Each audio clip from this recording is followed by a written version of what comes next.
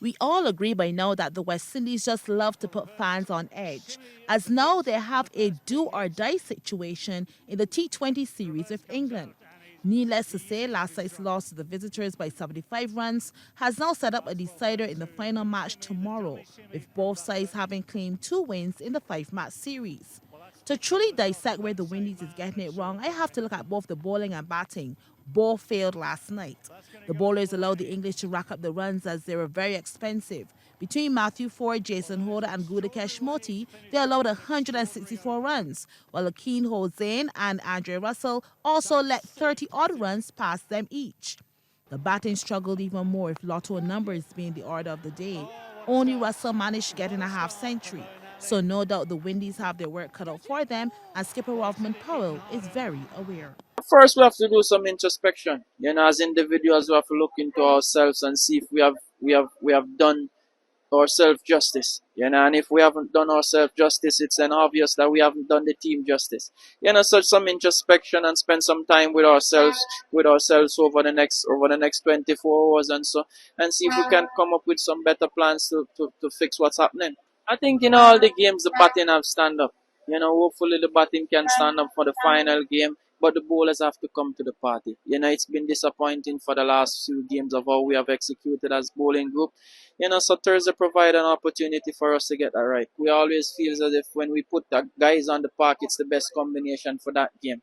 We'll sit down, revise the plan, see if we can come up with different plans, and if we come up with different plans, we find the players who can execute that plan.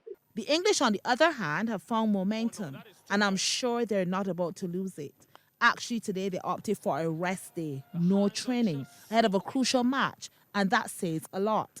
Phil Salt came to the party in a big way with its 119, making it a back-to-back tons, and you can expect him to open the batting with the same tenacity yet again. To make inroads, the Windies have to get him out early. Actually, all 3 of their opening batters have lethal capacity. Josh Butler's 55 is also testimony to that. Needless to say, their bowling unit is strong, so no doubt they are pretty confident in being victorious. Coach Matthew Mott says he's pleased to see his men come into their own.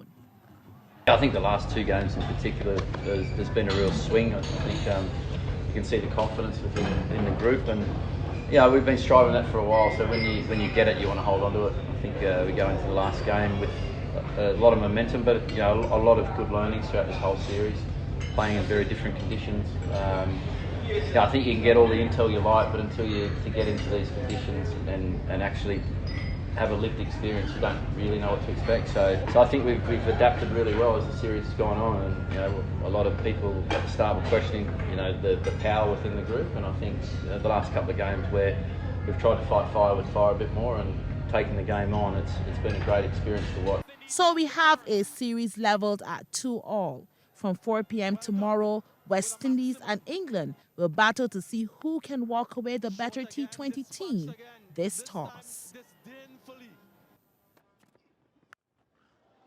Make that a hat-trick of 6s. This one even